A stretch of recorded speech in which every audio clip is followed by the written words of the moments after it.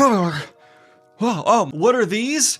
They're my book, which you can pre-order right now in the links in the description down below. The sequel to Breach of Peace, the full-length novel, Rebel's Creed. So if you would like to go ahead and give this a read, check it out now and today. But what does that have to do with One Piece, you say? Nothing!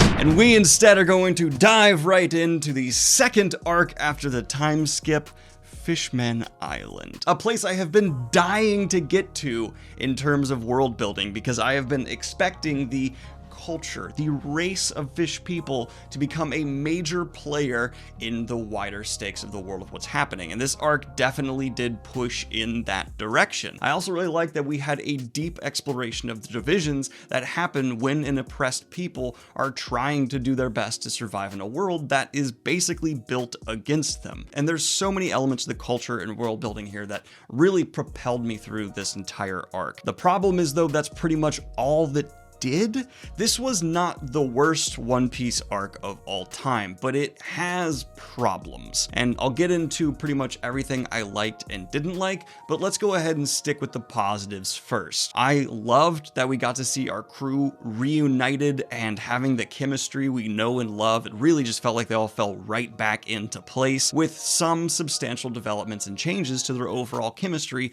that felt natural. Oda understands these characters, and the moments with Sanji and Zoro and Luffy and Nami and Robin and Chopper are going to continue to be a bop for us all. And the characters' interaction with the new characters around them, or those that are returning, like Jinbei or Papa, as I insist on calling him, is great. I really enjoy basically almost all of the character work that happened here, aside from the villains and a princess. So let's get into this first major flaw. Up until this point, Oda has always delivered villains that feel like an escalation, a serious threat, and serve a very specific purpose with end goals in mind. And that's so important for investment to a story. Having villains that are understood and lethal has been a tremendous element of enjoyment for One Piece until now. And it almost felt like Oda was aware of this because he put in flashbacks to Tiger, a character I very much so prefer to any of the people we got now,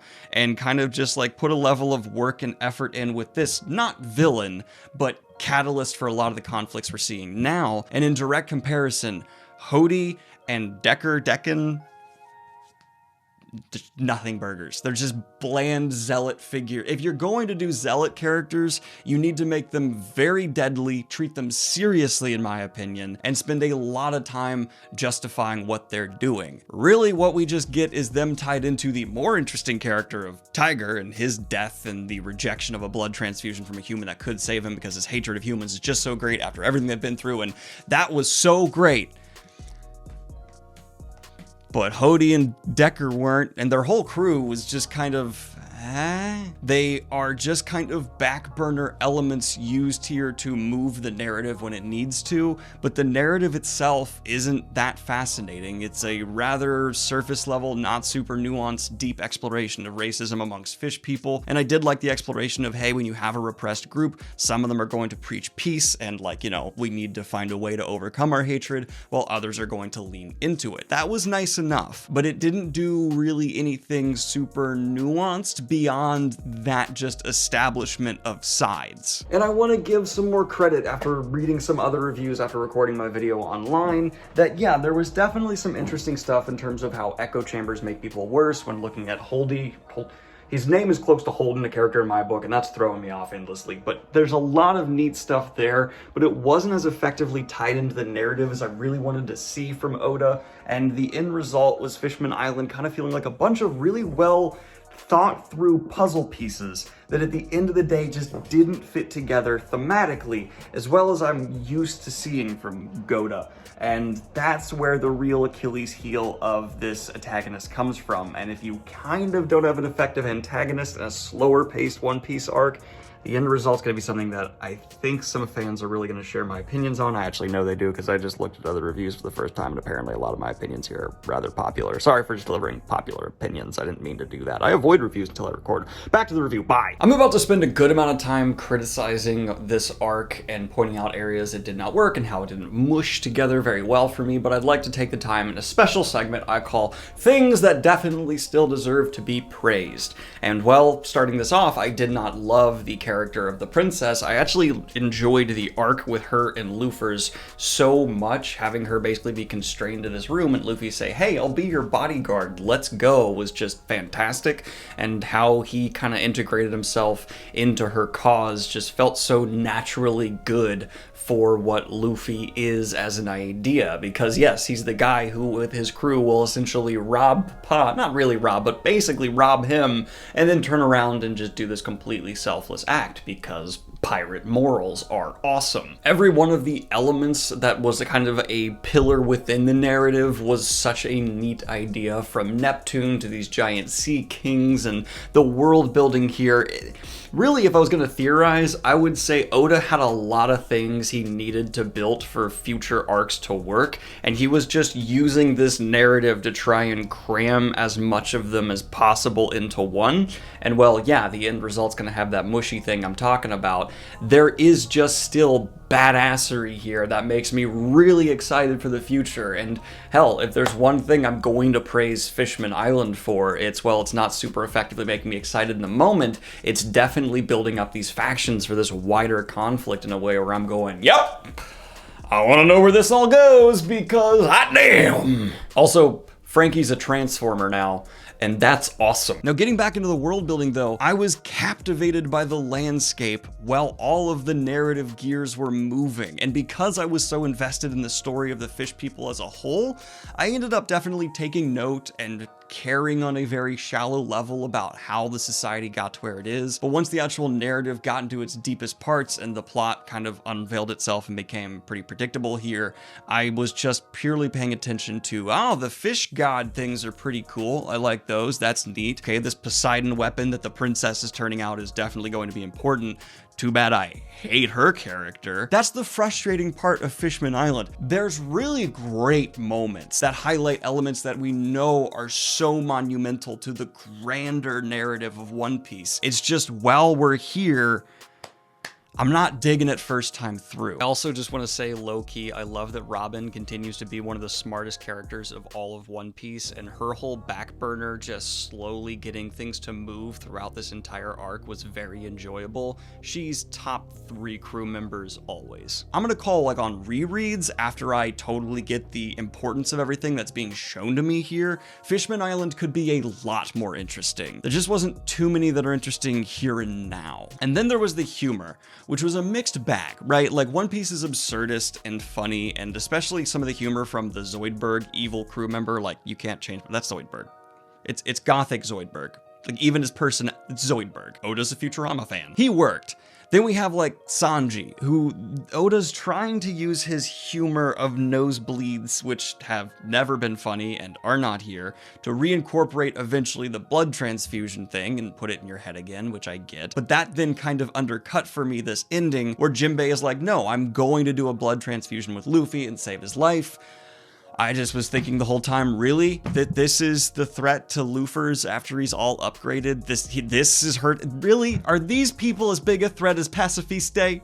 This is what I'm... Okay. And like, I was so excited to see Zoro really back in action outside of just the quick bits we've gotten before. And it was just severely underwhelming. But Daniel, I like seeing our more powerful crew go up against some less powerful people. It really established just how powerful they are now, really setting the stakes for the future. True, Mickey, but I feel like we already got that with the Pacifista fight, so I just didn't feel the need to see our super souped up crew go against these, you know, kind of weaker individuals. That's fair. I guess it comes down to the subjective experience of what you're looking for at at this point in the story, and there's no right or wrong answer. Exactly, just like how with the themes in this story, some people are going to really connect with how Oda got into how hatred can fester, and messages can be misinterpreted, and echo chambers can radicalize individuals. Well, others are probably going to think it was too slow for the narrative we were given. And then it's just come down to the individual experience. There's no right or wrong answer here. That's a great way to put it.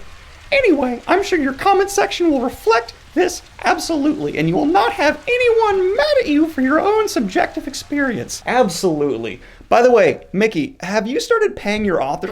I'm mad at this arc because it took away a lot of the built-up fuel I had for seeing certain things unfurl again, because I see them unfurl at places I don't care. Like, I saw my first Fishman with a devil fruit that I can recall, and that's awesome, but it's a villain where I'm like, I hate you. Not in like a, oh, I'm supposed to hate you way where you like got me to really disdain you, but like every time you're on the page, I'm just bored. I hesitate to question Goda because every time I've been like, that didn't really work. A few arcs down the road, it's shown to me why I was so wrong and this needed to be that way because this, but I really wish the narrative and world building had been restructured in a way where we could have followed Tiger in the time of now and had the Straw Hats dealing with him and trying to work with someone who clearly had a lot of good in him and could have been a force for what is right, but sat on a side and was put in a position from society where they ended up being an antagonist for our crew directly, rather than just dealing with the after effects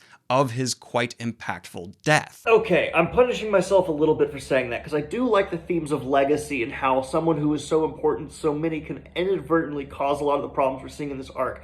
That's part of the theme that did work for me here, but again, it's just like, damn, there was this character who was so interesting, and I would have loved to have seen him be the main person that the Straw Hats are dealing with, but instead we're getting like his offspring.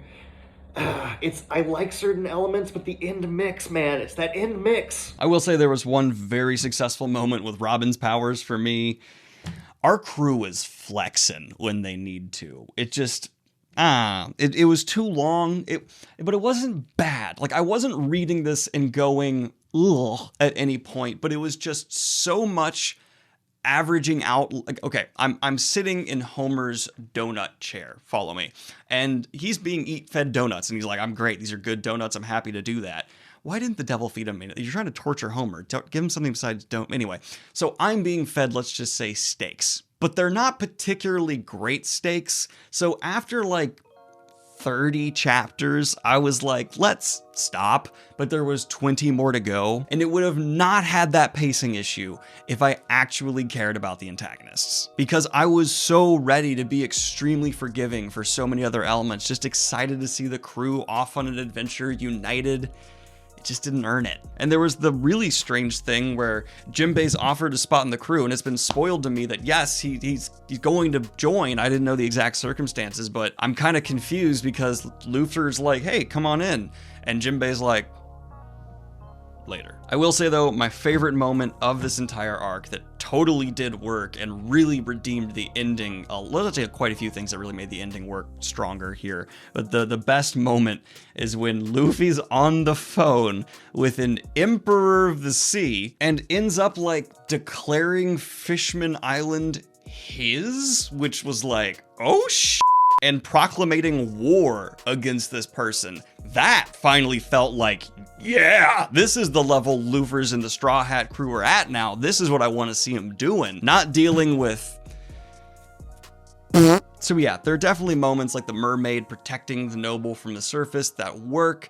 It's just like the characters, not necessarily. Overall, it just kind of ended up feeling like a solid 6.5 out of 10 for me. Probably in my bottom 3 One Piece arcs, but not anywhere near my level of disdain for like Thriller Bark. And that's because the crew themselves are just still so much fun to follow. Combine that with the world stuff, and I was still there for it. I just was lacklusterly there for it. I'm definitely excited to see how like the Poseidon angle of this is going to come in again, and how this character, who I don't necessarily love, will play an interesting role down the road, which is another representation of many things within this arc. And I don't know. Oda just didn't feel like on top of his craft. There were just enough creative choices that did not pay off or feel as poignant as the author normally has for this to be, in my subjective opinion, in the weaker echelon of One Piece stories. Maybe I'll be proven wrong with future arcs, but with this author who's usually so purposeful and constantly knocking it out of the park left and right and getting me totally invested, this one is nearly a strikeout. Two strikes, but not quite out. It's not Thriller Bark. Anyway, though, let me know what you think of Fishman Island in the comments down below. Like and subscribe if you have not already, and hit the Patreon if you want to support what I do here. Have a good one, y'all. Peace.